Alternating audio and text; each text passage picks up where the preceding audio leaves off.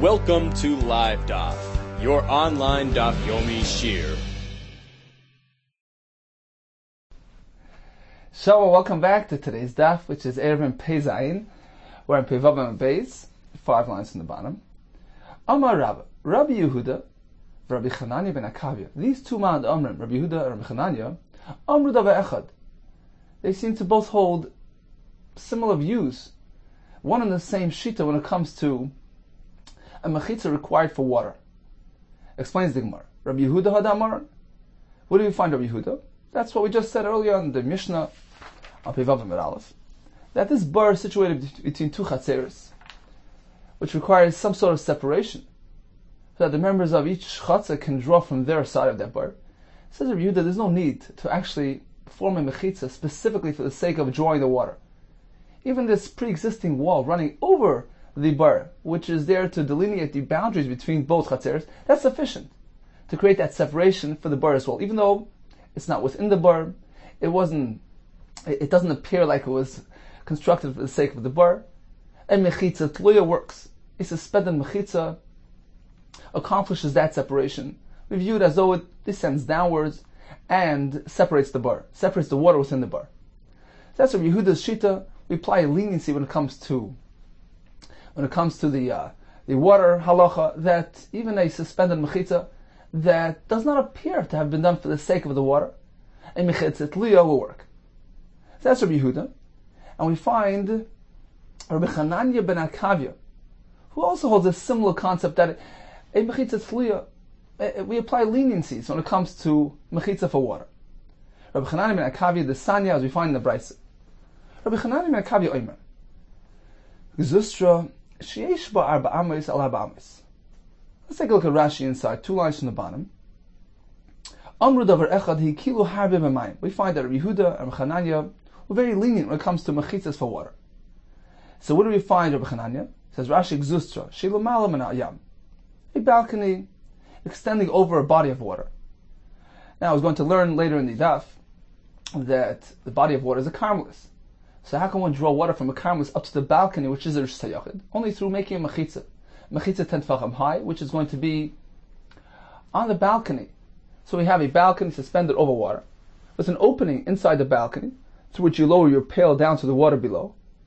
The only way you can draw from the water below, which is a carmelis, up to the balcony, which is a Rish Sayachid, is by forming a mechitza 10 tefachim around that opening, or right below the opening. And that mechitza is viewed as though it extends downward into the water, creates a separate area, so you can draw water from within the confines of that mechitza, which is deemed like a Rish Hayachid, up to the balcony, which is a Rish Hayachid. That's the halacha we're going to learn in the Mishnah. So Rabbi Chananya tells us that a large-sized gzustra, this balcony has yesh arba amis, mirubois, 4 by 4 amis. How many tefachim is that? Shein chavdal tefachim al chavdal tefachim, which is 24 tefachim by 24 tefachim. Amma is 6 tefachim. So 4 amis is 24 tefachim. If you have this large-sized balcony, which is 24 tefachim long by 24 tefachim wide, then you don't even need to go ahead and construct a mechitza. Says the Gemara up on Pei Zayin Amar Aleph, Choykik b'dal dal dal. You need only carve an opening, a square of 4 by 4 tefachim within this balcony, and then that allows him to lower his pail through that opening down to the water below. So you have this balcony which is 24 tefachim across, 24 tefachim in all directions. You carve a square of 4 by 4 tefachim in the middle, and how much does that leave you per side? Well, if you began with 24, deduct the 4, you have 10 tefach on one side, 10 tefach on the other side, 10 tefach in the front, 10 tefach in the back. So what does it do? So Rashi explains that a mechitza needs to be 10 tefachim high, and enclosing an area of a minimum of 4 tefachim. That's the halacha of a mechitza. So Chananya here says a chiddush, that even if the mechitza here, even if the material of the balcony is actually horizontal, it's not vertical at all. What we do is we virtually bend that material downward. So we have the hole in the middle, 10 tefach on either side, so we view it as though it bends downward and creates a mechitza, a vertical mechitza, towards the water. And we do this on all 4 sides. This side, this side, the front, and the back. So we have a opening in the middle, 4x4, and we have 4 mechitzas on all 4 sides. Mechitzas which are 10 tefachim high, 4 tefachim wide, which create that enclosure of 4x4, which is a properly enclosed area. So we apply a double leniency according to Rabbi Chananya. We virtually bend those mechitzas downward, and we also pull them and extend them down to the water. So we find a leniency when it comes to mechitzas required for water. So Rabbah tied the two things together. Apparently Rabbi Yehuda, who applies a leniency when it comes to mechitzah of water, and Rabbi Chananya are both holding one and the same view when it comes to mechitzas pertaining to water. Amalei Abaye. So Abaye responded, perhaps two things are unrelated. Perhaps you can draw a distinction between Rabbi Yehuda and Rabbi Chananya. Adkan like Amar Rabbi Yehuda Hassam, perhaps it's only over there. Rabbi Yehuda allows this wall which runs over the bur to be applied to the bur itself. Ela the Amar good achas mechitzas. He only says you can pull achas, bring down the mechitza. So it only requires one step, pull and descend downward. Okay, so that he allows. Aval koif v'goyd loy. But to actually bend, to virtually bend those mechitzas and then v'goyd and then pull them down, that's a double kula. Perhaps loy, he won't agree to that. So perhaps Rabbi Yehuda won't agree with Rabbi Chananya. And likewise, perhaps Rabbi Chananya won't agree with Rabbi Yehuda. Fa'at kam like Amar Rabbi Chananya ben Akav Yehasam. Perhaps it's only over there. Rabbi Chananya applied these leniencies. That's only because it was a unique situation. Ela b'yamash al Tveria. It was pertaining to the Yam of Tveria, the Yam Kineres, which was unique. Why? Hoyel v'yeshlo oignim v'ayoros v'kar fifos makifos oisa. It so happens that the Yam Kineres had mechitzas surrounding it, had oignim, these high banks, ayoros, towns, v'kar fifos, these enclosed storage area, makifos oisa, surrounding the Yam. So it already had mechitzas. Now, although it was a large, enclosed, non-residential area, which is considered to be a Carmelis, but since it already had some sort of mechitzas around it, which give it the appearance that it's not really a Rishus HaRabim. So even though technically it still has the element of a Carmelis because it's a large, non-residential enclosure, Chachamim allowed a kula when it comes to making the mechitza in order to draw water, because it already doesn't appear much like a Rishus HaRabim. So perhaps only over there can you apply this double leniency of virtually bending and pulling. Aval b'shamim mislay. When it comes to other bodies of water, perhaps he wouldn't allow this type of procedure. So according to Abaye, you can't compare. Rabbi Yehuda is Rabbi Yehuda, Rabbi Chananya is Rabbi Chananya, and each one is speaking about a specific situation, and not necessarily are they related one to the other. Amar Abaye, u'ledivrei Rabbi Chananya ben Akavya. According to Rabbi Chananya's approach, sometimes you don't even need to have such a large-sized balcony of 24 by 24 tefachim. How? Say, this balcony wasn't just a freestanding platform. It was actually within close proximity to a wall. So you already have a pre-existing wall, and the balcony is merely extending from that wall, and it's within 3 tefachim to the wall. In which case it's like connected to the wall. Less than 3 is loved. So in this case, the balcony need only be smaller in size to accomplish the same goal, to create the mechitzas around that opening. How? If it was less than 3 tefachim on the wall, how large does it have to be then? Then the length needs to be 4 amas, which is 24 tefachim, just as before. So the length doesn't change. However, the width of the balcony doesn't need to be 4 amas in this case. It need only be 11 tefachim and a bit. So the length is 24 tefachim across, but the width is only 11 and a bit. Why is that? So you already have a pre-existing wall, the one closest to you. So that's taken care of. Now, let's form the mechitza for the far side. How are we going to do that? So if this balcony is 11 and a bit wide, so we virtually bend 10 of those 11 downward towards the water. And now we have a mechitza parallel to the pre-existing wall. So now we have 2 mechitzas. And we still have some surface on top. 1 and a bit running all across. That wasn't bent downward. You only took 10 and bent it downward. So that 1 and a bit still sitting on top will now be used for the mechitza on the right and the left.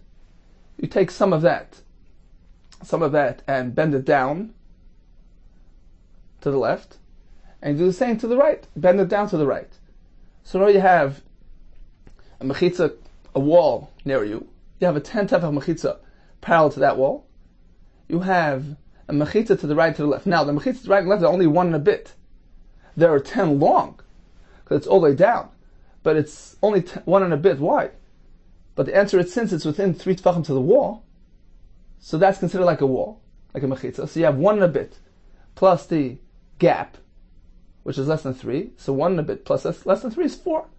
So you've created a mechitza which is 4 tefach wide, by 10 tefach long, to the right and the left. Now how are you going to have a opening of 4 by 4 on top?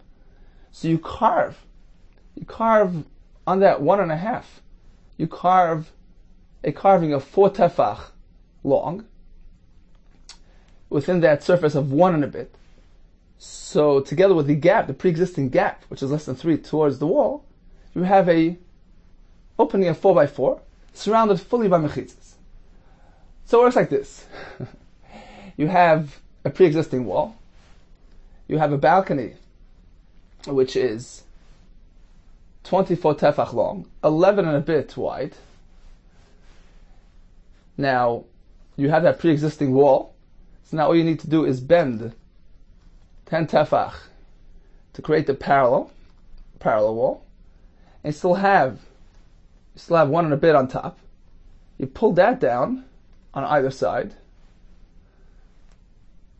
And since it's within 3 tefach to the wall, then you have a mechitza 4 tefach on the left, 4 tefach on the right. And on top, you carved a carving of length of 4 and a width of 1 and a bit. Since it's next to the wall, which is within 3 tefachim, so you have 4 by 4 opening on top, surrounded fully by mechitzas on all 4 sides.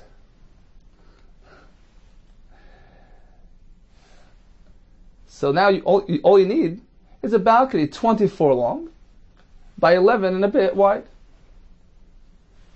So that's in this case because it's near a wall.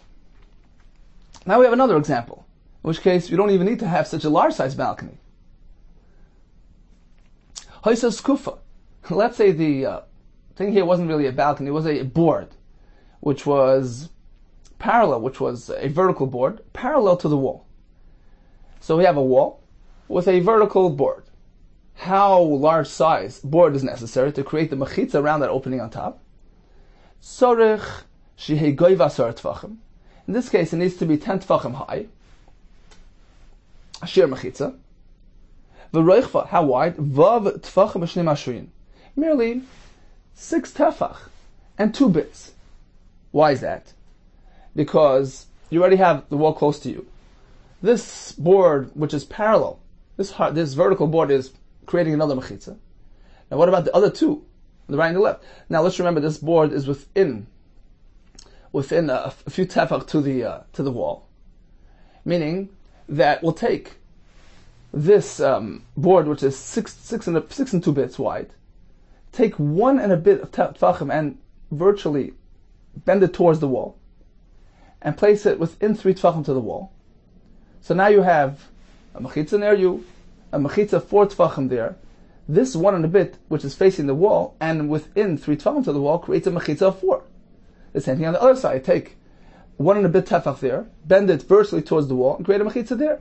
So now you have 4 mechitzas on 4 sides. So it's like this. You have a mechitza near you. You have this board which is 10 high, 6 and 2 bits wide. You virtually bend those sides. Each bend is 1 and a bit. You bend it towards the wall. And the distance between that and the wall is less than 3. So you have 1 and a bit plus less than 3 is 4. So you've created 4 walls. One near you, one here, which is 10 by 4. And to the left you have a mechitza. To the right you have a mechitza. And the opening is on top, which is exactly 4 by 4. So in this case, you can even use a small size board to create a mechitza all around that opening. which is going to be 10 high and 4 wide. Says the Gemara another example. Amar of Huna, Brei Davi Shua, Haisei Medes Bekeren Zavis. Let's say this board was facing a pre-existing corner. So we have a structure which has already a corner, and now you're going to have a board opposite that corner. How large size board is necessary? Tzorich she'goyva yud tfachim. Then you need the board to be 10 tfachim high to create a mechitza. But how wide? Very little. V'roichva beis tfachim b'shnei mashuyin. It needs to be merely 2 and 2 bits wide. How's that? So you have the pre-existing structure here, creating 2 mechitzas. You take a board which is 10 tefach high, which is merely 2 tefach and 2 bit wide. You virtually fold it, right? With each portion of that fold, which is 1 and a bit tefachim, situated within tefachim to the pre-existing wall. So you've created a mechitza, 10 tefach high. Since the fold is 1 and a bit, and the gap between that fold and the wall, between that mechitza and the wall is less than 3, you've completed a mechitza 4 tefachim. So you do that to the left, and do that to the right as well. And created a complete enclosure of 10 tefachim by 4 and 4. And you fill by opening a window and tossing your pail into that hole, down to the water below, which is now considered to be a fully enclosed area, which is sayach. Says the Gemara, okay, so if the balcony or the board needs to be just so small in size, so why does Rabbi Chananya ben Akavi speak about a balcony which is 24 tefachim or 24 tefachim, which is so large in size, which doesn't seem to be necessary? It says more about Lahad Sanya. If that's the case, when we learned in the Brayso, Chananya ben Akavi oimer gzustra sheyesh bo dalat amis al dalat amis. This balcony, which contains 4 by 4 amis, choykik bo dalat dalat mamali. You can carve the opening of 4 by 4 and use it to fill. When is that to be applied? When is that needed? We never need such a large size balcony. Says Rabbi Yehuda Kessler. We're speaking about a freestanding platform. So asita is a mortar, meaning you have to go ahead and form the entire vessel with its own material, the walls, the bottom surface, using one material to create the entire thing. So we're speaking of such a situation where you don't have any walls nearby to support and to assist in creating the mechitzas. You have a freestanding platform above water. So in which case, you're creating the entire enclosure merely using the material of that balcony. So in that case, you need to have a large size balcony, 24 tefachim by 24 tefachim. We carve the 4 by 4 in the middle, and we view the sides as though they descend downward, and create a mechitza of 10 tefachim by 4 all around that opening. Continues the Mishnah. Ama samayim sheveres b'chatzer. Now let's speak about a stream of water, whether man-made or natural stream, running through the chatzar. So it's coming from outside the city, coming through the city, running in the chutz, into the chatzar, and out through the other side as well. One cannot draw water from that stream unless you created a mechitza for the sake of the stream, within the confines of the stream, not above it, within the stream itself. It needs to be 10 tefachim high. Where do you position the mechitza? B'knisa b'yitzia, on the way in to the chatzar, on the way out. Let's perhaps see Rashi inside explains this for us. So you notice the wide lines in Rashi. So just drop down 8 lines to the words masnisin. It says Rashi, Amas Hamayim. Afilu b'Rish Sayachet. Even if this Amas Hamayim is running through Rish Sayachet, it's running through a chatzar, karmelisi. It is treated like a karmelis, because it's connected to the water outside the chatzar, which is a karmelis. So we can't draw from it. It appears like you're drawing from a karmelis to the chatzar. So even when it's within the confines of the chatzar, within the mechitza of the chatzar, we're speaking that the chatzar has mechitzas all around, which actually run over the Amas Hamayim. But that's not enough. You need to make a mechitza. You can't draw elam kin osla mechitza, says Rashi, b'soicha igneh, within the rims, within the banks, within the Amma itself, al pnei roichva, over the width of the Amma. So meaning you have a stream, you have to make a mechitza running over it to disconnect it from Rishos Harabim. Shei nikar shebishvil hamayim nasis. It needs to be done within the confines of the stream, so that it should be visible that it was done for that purpose. However, this mechitza, which delineates the boundary of the chutzner itself, which runs over the stream, that's not enough. Even though we're following the shita that mechitza tluya works, when it comes to water, all agree that we're working with Beis Hillel, as we discussed yesterday, we don't need the mechitza to actually be in the water. The suspended mechitza works, says Rashi, but that's only when it was visible that it was intended for the water. That's only when you can see that it was done for the sake of water. So yeah, a mechitza, even a suspended mechitza, but if it was done in order to create separate drawings, separate usage areas within the water, yeah, then we deem it as though it extends downwards and create that separate usage within the water. For instance, the balcony, which we're going to see later in the Mishnah, where you create a mechitza up on top, around the whole of the balcony, and we treat it as though it extends downwards, even though it's a suspended mechitza, but it was done for the sake of drawing water, so it creates that separation within the water. It accomplishes that goal.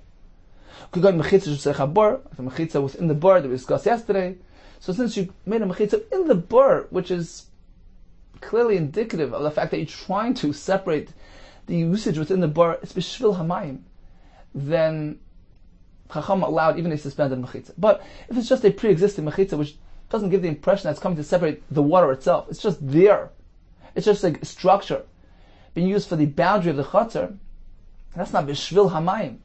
So that suspended mechitza won't affect the water, won't separate the usage area within the water. Therefore, according to Tanakama, in order to use this stream, you have to go ahead and create a mechitza within the confines of the stream, 10 tefachim high, on the way into the chutzner, on the way out, to disconnect it from the body of water which is outside the chutzner. Continues the Mishnah. That's the shita of Tanakama. Again, Tanakama holds that a suspended mechitza is unique to water. It's a kula applied to water, and it has to appear that it's functioning for the water itself. It's coming to separate the usage areas within the water. Only that creates that true heker, a true indication that there's a separate usage area. Rabbi Yehuda Kessler, he disagrees, just as he told us yesterday, that any suspended mechitza works, even over dry land. So it's not unique to water. It doesn't have to appear that it was constructed for the water. Says Rabbi Yehuda, even the wall running above the stream, the pre-existing wall, being used for the boundaries of the chutzner, that's also fine. Rabbi Yehuda Kessler shal gaba. Let us use the mechitza applying the kaisel of the chutzner running over the stream. And I'll prove it to you, says Rabbi Yehuda. Amar Rabbi Yehuda, Maaseh ba'ama shel Avel. In fact, there was a story with a stream of water. Shel Avel, name of the town. They would use it, they would draw water from it with the full consent of the elders, without a unique, specific mechitza, a water mechitza being constructed. They told me, you know why? Because it didn't have the required dimensions of a karmelis. It either wasn't 10 tefachim deep or 4 tefachim wide, in which case there's no concern. In that case you don't even need a mechitza.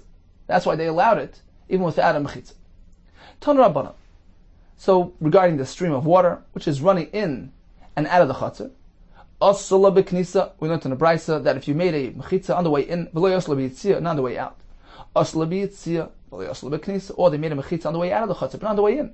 Ein memalin him and b'Shabbos, you cannot draw water from it on Shabbos.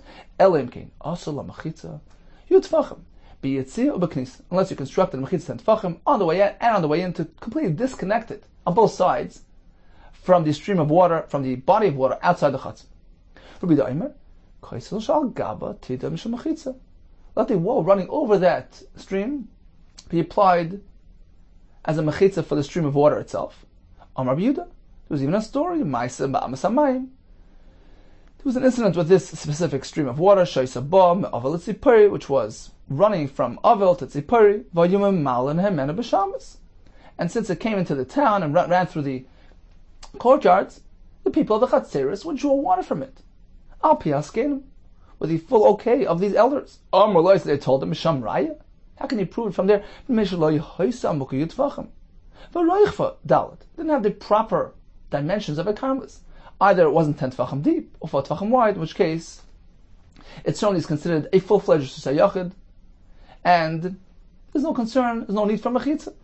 But generally speaking, a large-sized stream needs to be completely disconnected from the body of water outside the chutzner via a mechitza constructed specifically to separate the water.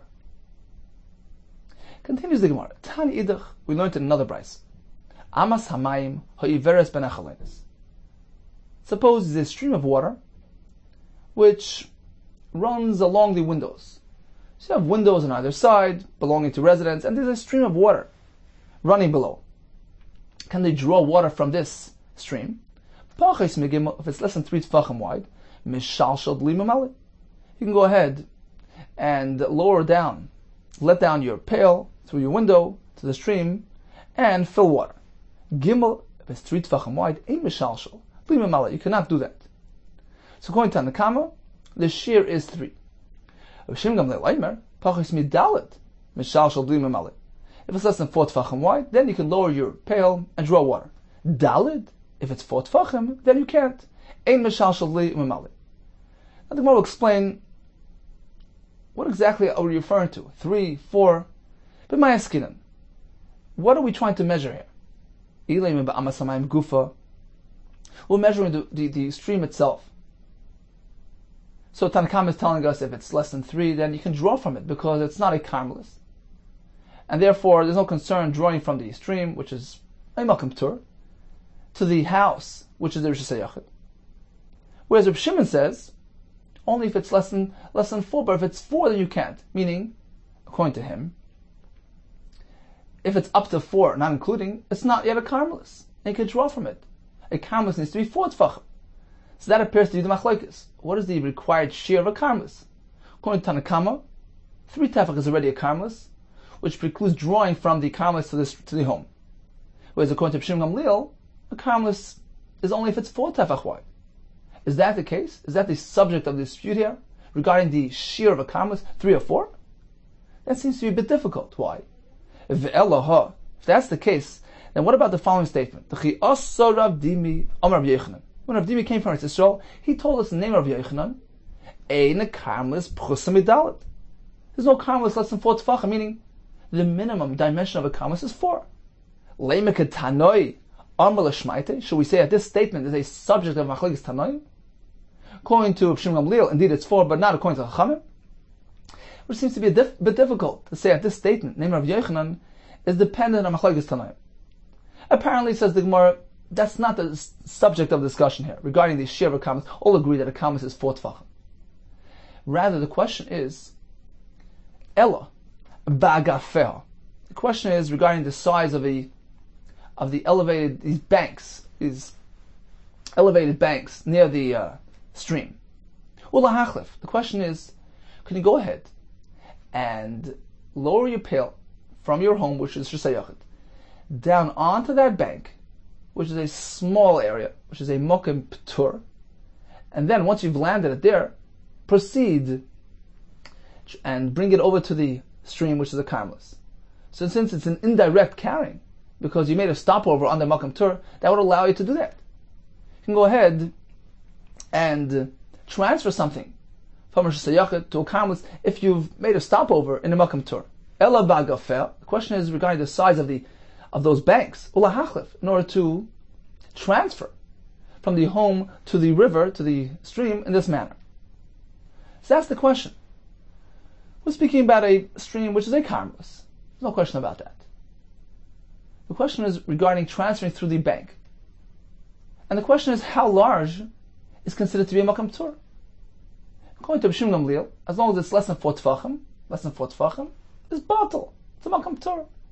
That allows you to transfer your pail from your home onto that bank, which is a makam tur. You haven't done anything yet, because it's not considered to be its ownership. And then you can take from there, bring it to the stream, fill it, put it back on the bank, bring it back home.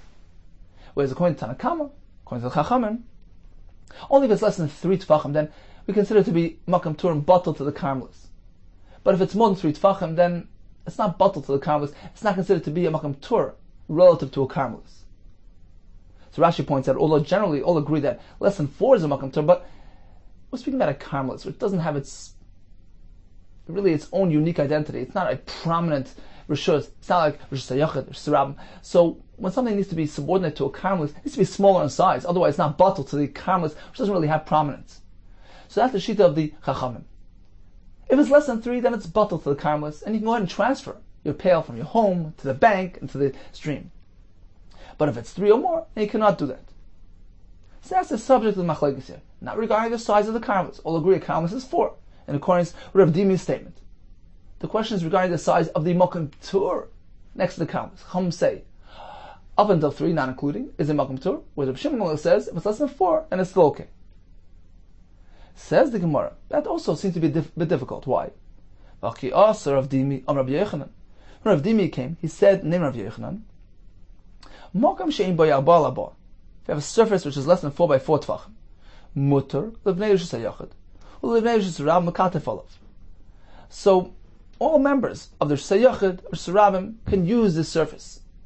So let's say you have this post, this mound, which is less than 4 by 4, which is a Makam Tur, situated near Sayachid, near Sarabim. Everybody can use it. Lakat evolve to place the packages on it because it's bottle. Provided they don't transfer through this Makam Tur from Sayachid through the Makam Tur to Sarabim or vice versa. It shouldn't appear like you're actually transferring a cleaf one inches to the other. So we see that although a Makam Tur is bottle, but you can't use it at the transit point. So how can the Tanoim in our Bryce allow that? So it's more Hosam Rashis Deraisa. There we're speaking about Sayachir Sarabim, which involves a Issa Deraisa. Transferring from one to the other is Asam Natar. So even through a Makam Tur, Rabbi Yehuda says you shouldn't do it. It shouldn't appear like there was a transfer that took place, which might lead a person to actually transfer directly. The discussion here is regarding the Rabbanan Rishis, because a home is Rish Sayachid, the stream is merely a karmelis, so we're not involving Isurim Daraisa. Therefore, Chachamim did not apply any stringency here regarding transferring from one to the other through a Makam Tur. Says the Gemara, for Rabbi Yehuda b'Shis D'Rabban Nami Amar. We find that Rabbi Yehuda, even when it pertained to Shis D'Rabban, he did not allow transferring through a Makam Tur. The Snan, Koisel Shebein Beis Chatzeres. We have this wall running between 2 courtyards. Gavayu Tfachem, Barech Varbo, 10 Tfachem Mai, 4 Tfachem Mai, which creates a partition. Ma'arvin Shnayim. This compels them to make 2 separate Erevs. Ma'arvin Echad, they can't join together in one. Hoyu B'Roshei Peres. Suppose there were fruit sitting on the upper surface of this wide wall, which is 4 Tfachem wide. That's considered to be its own independent territory, which doesn't require an Erev. Elu Oilu Mikan Va'Oichlin. The members of this chatzar can climb up and eat. Ve'elu Oilu Mikan Va'Oichlin. The members of the other chatzar can climb up and eat the fruit which is present here. Nifratz HaKaisel. Let's say the wall got breached somewhat. So Ad Eser Amos, if the pirtz is up until 10 Amos, that's considered to be like a Pesach, which gives them the option. If they want to join together, they can do so. If they want to create separate Erevs, they can do so as well. Ma'arvin Shnayim, they can make 2 separate Erevs. If they wish, they can join together as one. Because this breach is considered like a Pesach, because it's up until and including 10 Amos. Let's say the breach is wider than 10 Amos. That makes the Mechitza obsolete. And now we have one Chatzar. They need to make one Erev together. They can no longer make 2 separate independent Erevs. Now that was the Mishnah. And we asked the question, what if the top surface of the wall is not 4 tefach wide, it's less than 4, which is an insignificantly sized area, Makam Tur. What happens there? Can they both use it? Can they both not use it? The airspace of both properties, meaning they both control it, they both extend their jurisdiction over to that top surface. It's bottled to both sides. Now we have dual users, dual owners. And you can't even go ahead and move something even just a little bit. Nima means a hair's breadth. So even just a little bit, you can't move anything on top of that wall because it's jointly used by both chatzeres. It's bottled to both sides. Rabbi Yehuda Amar, he says just the opposite. It's a Makam Tur. Don't reckon with it. Everybody can use it. Elu malin mikan va'oichlin. The members of the Chatzar on the right can bring up their material onto the Chatzar, onto the wall and eat it. Likewise, the members on the other side can bring up their food onto the top surface of this wall and eat. Since it's a narrow surface, it's Malkum Tur, doesn't need an Erev. So they can bring up, but they can't transfer over to the other side. That you can't do. As the Gemara explains, V'azdo Rabbi Yehuda Tamei. Rabbi Yehuda follows his shita. The Chiyasa Rav Dimi, Rabbi Yehuda, because Rav Dimi came, he told us the name of Rabbi Yehuda. That's what we said earlier. Makom she'ein bo arba'al arba. If you have a surface which is less than 4 by 4 tefachim, situated near Rosh Hashanah and Shesarabim, it's a Makom Tur. It's batal. Mutar levnei Rosh Hashanah, ulevnei Rosh Hashanah, the Katif Olav. The members of both Rosh Hashanah and Rosh Hashanah can lean their packages on it because it's batal. Provided they don't transfer through this Makom Tur from one to the other. So it can't be used as a transit point from Rosh Hashanah to Shesarabim. And likewise, in our case of a Makom Tur situated between two Chatzeres, which involves only Rishis D'Rabbanan, because we're speaking about both Rosh Hashanah here. It's only Issa D'Rabbanan, Issa transferring without an Erev that we're speaking about. Still, you cannot go ahead and transfer from one to the other through Makom Tur, and this seems to be inconsistent with our Pshat in the Brisa earlier, regarding that stream running near the windows, which we had interpreted as discussing the question of whether you can transfer through the Makom Tur. The question is how big is still considered to be a Makom Tur.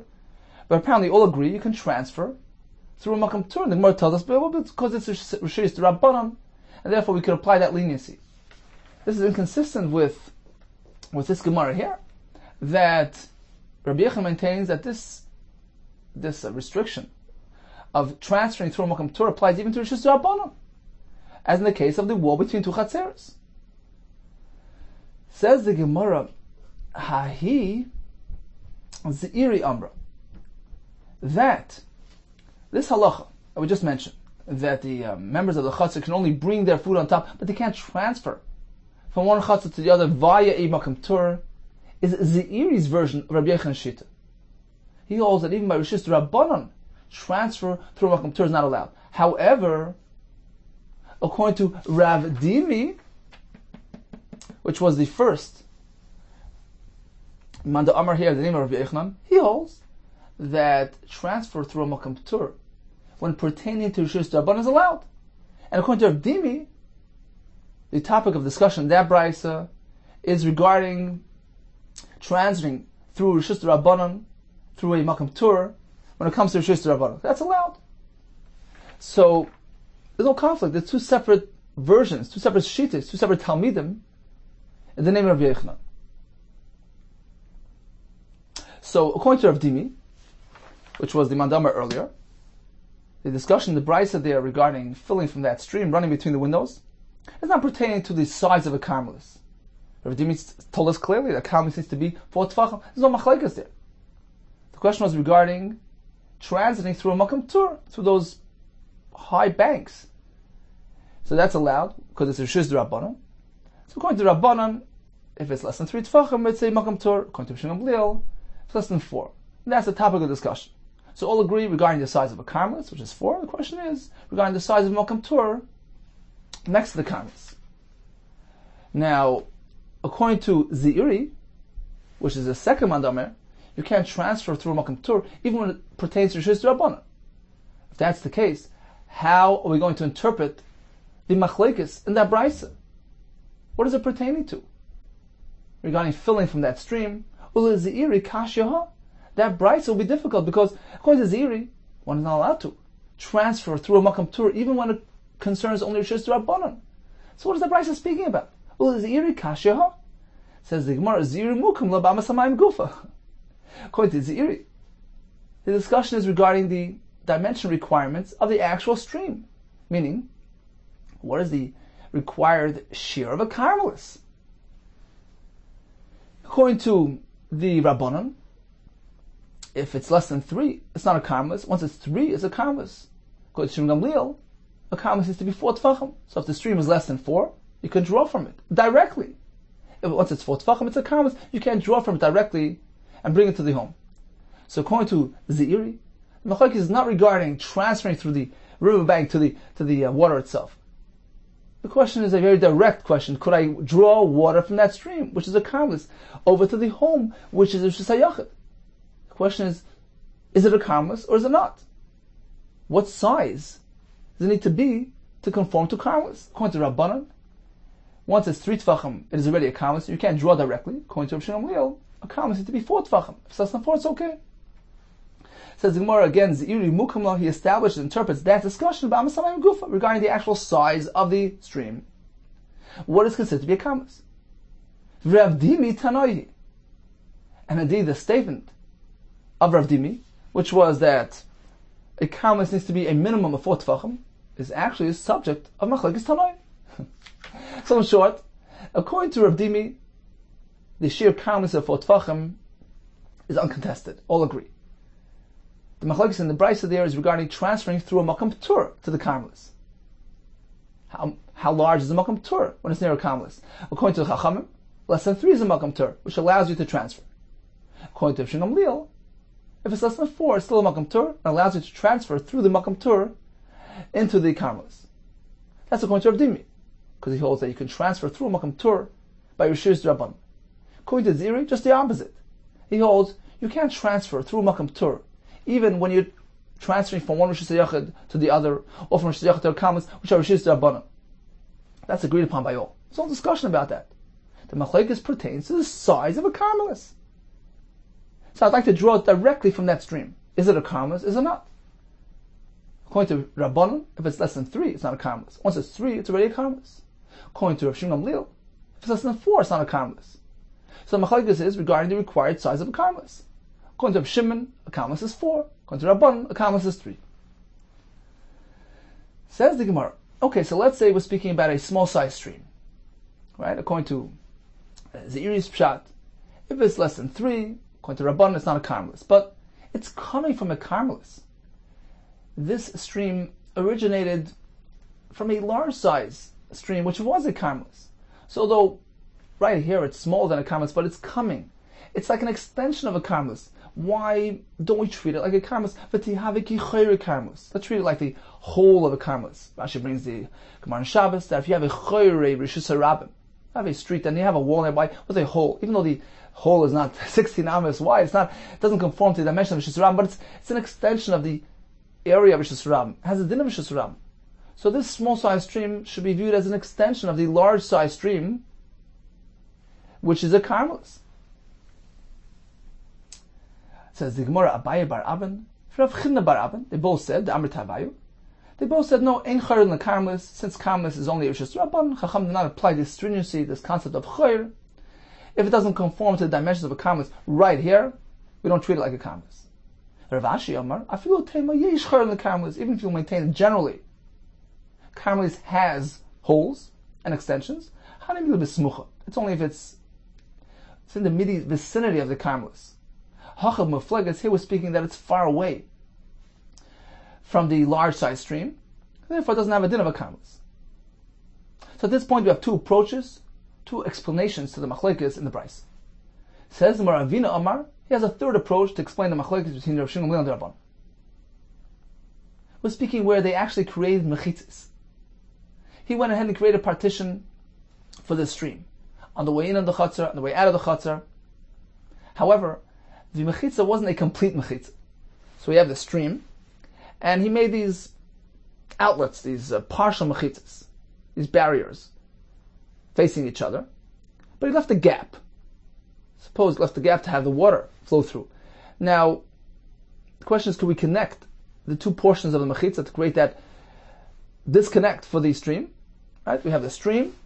Instead of creating a full mechitza, he created 2 partial mechitzas facing each other.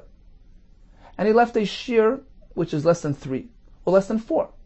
The question is, do we apply lava to connect it? That depends what lava it is. Rabbanan hold less than 3 is lava. Therefore they say, if the gap is less than 3, that's a proper mechitz, you can draw from the stream. It's considered to be cordoned off. According to Rav Shimon Gamliel, he holds less than 4. It's still considered lava. So as long as the gap is less than 4, we have a proper mechitza. So it's a very straightforward machlekes. Ravina Amar ki going to Avad lo nifki apuma. He created these outlets at the opening of the stream, these partial barriers, leaving a gap. Va'azdu Rabbanan l'tamai, the Rabbanan that speak about less than 3, they're following their shita, less than 3 is loved, and considered to be closed off. Rishon Gamliel l'tamai is following his shita, less than 4 is loved, and therefore is considered to be closed off. So in summary, regarding the Amas Hamayim, which runs along the windows, and the Brisa wants to allow us to be Mishalshel Dli Mamali, to lower our pail into the stream, draw water, bring it to the home. Rabbanan say if it's less than 3, you can do that. Rishon Gamliel says if less than 4, you can do that. There are 3 approaches. According to Rav Dimi, we're not speaking about drawing from the actual stream, which is a karmelis. Rather, putting your pail on the elevated banks, which are makam Torah, and allowing that to serve as the transfer point to the stream. So according to Rabbanan, less than 3 is a makam Torah. According to Rishon Gamliel, less than 4 is a makam Torah. Zeiri holds, all agree you can't transfer through a makam Torah. The question is regarding drawing from the stream itself. According to Rabbanan, if it's less than 3, it's not yet a karmelis. According to Rishon Gamliel, if it's less than 4, it's not yet a karmelis. According to Ravina, we're speaking where he made those mechitzas with a gap. According to Rabbanan, less than 3 is loved, considered to be closed off. According to Rishon Gamliel, less than 4 is loved, and considered to be a proper mechitza. Continues the Mishnah. So we have this balcony extended over the body of water. Body of water is a karmelis. So you can't draw from the karmelis below up to the balcony, which is Sayachid.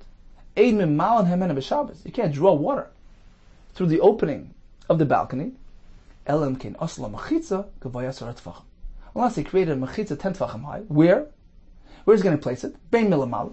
Whether he places the mechitza on top, around the opening, bein milamat, or whether directly below, suspended under the balcony, but doesn't have to actually reach the water below.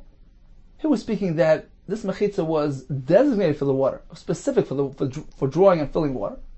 Therefore, that creates the heker.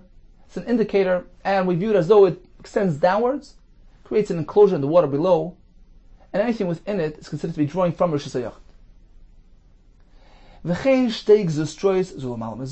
Likewise, if you have 2 balconies, one above the other, so they're situated at two levels, one higher than the other, not directly above each other, they're a bit removed. Now, the members of the upper balcony have a hole with mechitzas, which allow them to draw on Shabbos. However, the member of the lower balcony, they didn't make a mechitzah for themselves. So they have to go ahead and toss that pail upwards over the upper balcony through their hole. So since it's considered to be a joint area of usage, shtein asuris, they both can't use it, ashi arvon, unless they make an erev. Because it's considered to be jointly controlled, which requires an erev. Says Gemara Masnisin, the loike Chananya ben Akavya. Our Mishnah, which appears to require a mechitza on that balcony in all situations, seems to be inconsistent with Rabbi Chananya ben Akavya, which was the shita we mentioned earlier, that doesn't always require mechitza.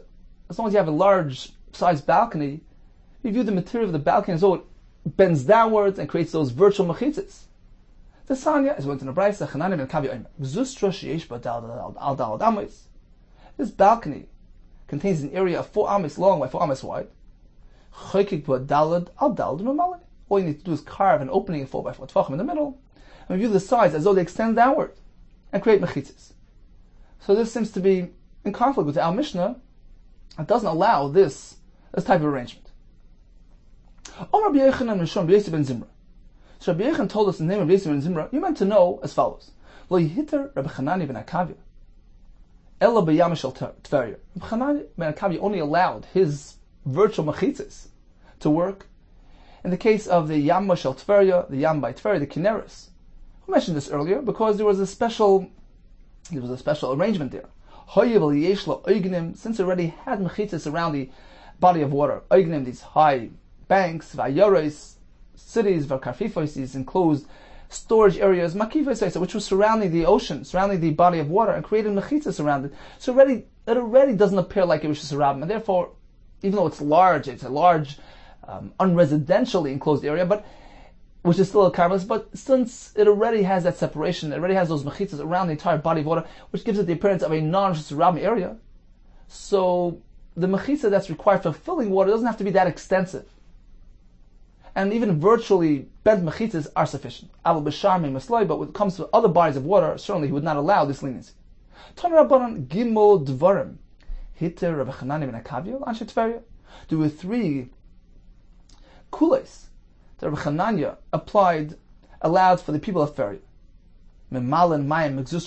Number 1, filling water from this balcony through virtually bent mechitzas, as we just mentioned. Number 2, v'toimnin ba'atza. You can go ahead and cover your fruit using stalks and waste from the beans, as we're going to see soon. Number 3, you can dry yourself using a towel on Shabbos or Yom Tov. As the Gemara explains. Number 1, memalin mayim b'gzustra b'Shabbos.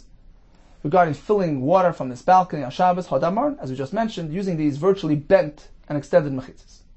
Number 2, v'toimnin ba'atza mai. What is this thing about covering your fruit using stalks and psoilis from the beans? The sanya, we learned in the Bryce.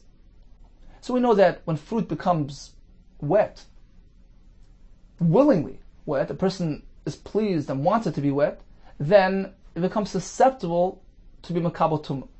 It's called hushel kabel tumah. Now, let's say it got wet, but it was unintentional, without the owner's consent, without his willingness. Then it does not have the din of susceptibility. So what happens if you go ahead and you pick these stalks from the field and use it to cover your fruit? Since you got up early, the dew is still there, so it's still moist from the towel. Is that dew considered to be something that you want, that you're pleased with? And if that's the case, when you use it to cover your fruit, the fruit has become moist with your consent, with your das, and becomes hushel kabel tumah. So that's the Bryce here. Hishkim lahavi psoilis. One gets up early to bring the psoilis from the field to use for covering his fruit, and the psoilis is still moist from dew. So it depends on your intention. Im bishvil sheyesh olav tal. The reason why he got up early is because he knows there's dew there, and he wants that moisture to keep his fruit fresh. Harei b'chiyuta. In that case, when he places it on the fruit, and the fruit gets wet, it has the din of hushel kabel tumah. Kiyutan means if water was put on the fruit, it becomes huksha, but only if it was done with consent and willingly. So in this case, it has a din of huksha because he wants it to be wet. What if the motive for getting up early was simply not to lose work? So he got up early, grabbed the stuff from the field while it's still moist, and used it to cover his fruit. He's not interested in the moisture. In that case, the fruit does not have a din of kiyutan. It doesn't have a din of hushel kabel tumah. So how does this pertain to the people of Tveria? They used to get up early, get the psoilis from the field, and use it to cover their fruit, while the chaff and the stalks and whatever it is was still moist. And Rabbi Chananya assumed that their purpose is simply not to lose time from work. They had no interest or care in the moisture. The assumption is that the people of Tveria al kimishli batul mlachtadami. Their purpose is simply not to lose time from work. But they have no interest in the moisture, and therefore it's not considered to be l'rotzain, willfully, and doesn't have the ability to make the fruit susceptible to tumah. So that was the second kula that he applied for the Anshe Tveria. Number 3, umestapkin baluntis. They can go ahead and wipe themselves dry using a towel on Shabbos. What is it referring to? The Sanya, mestapik odam baluntis. If a person rinses himself with cold water on Shabbos or on Yom Tov with hot water, you can go ahead and dry yourself with a towel. And he goes and he places the towel in the window of the bathhouse. Don't carry it home with you. So you can wipe yourself. There's no concern that you're going to wring the towel dry, but just place it in the window, leave it alone. Likewise, you shouldn't pass it on to the bathhouse attendants, because they're suspected of wringing those towels dry, which is a malach of schita. Likewise, you can actually carry it home. There's no concern that he's going to wring it dry, because the owner of this towel is not really makbid on the towel, says the Vilna Gaon, because a towel is meant to get dry, to get moist, and there's no concern of a malach of schita. Therefore, you could even carry it home. You don't have to leave it in the Beis HaMerchatz.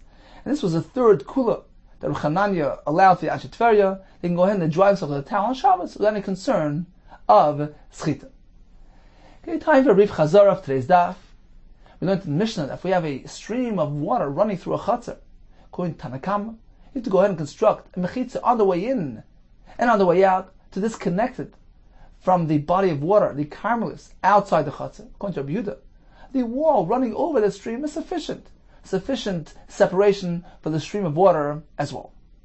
One may draw water from a stream running alongside his window, according to Rabbanan, provided it's less than 3 tefachim wide, according to Shimon Gamliel, less than 4. We have 3 approaches. Rav Dimi learned they're discussing the shear of the Malkim P'tur, the ridge near the stream, through which he's going to transfer his kli. According to Rabbanan, less than 3 is the Malkim P'tur, according to Shimon Gamliel, less than 4. Zeir learns that he's drawing directly from the stream. According to Rabbanan, less than 3 is not yet a Karmelis. According to Shimon Gamliel, less than 4. Ravina learns he made a mechitza to disconnect the stream from the Karmelis beyond, but he left a gap in the mechitza. According to Rabbanan, less than 3 is still considered to be closed off. According to Rabbanan or Shimon Gamliel, less than 4. We learned that a balcony as well needs to have a mechitza and tefachim, and we learned about the 3 heterim that Rav Chanani Me'Akavia applied to the Anshe Tveria.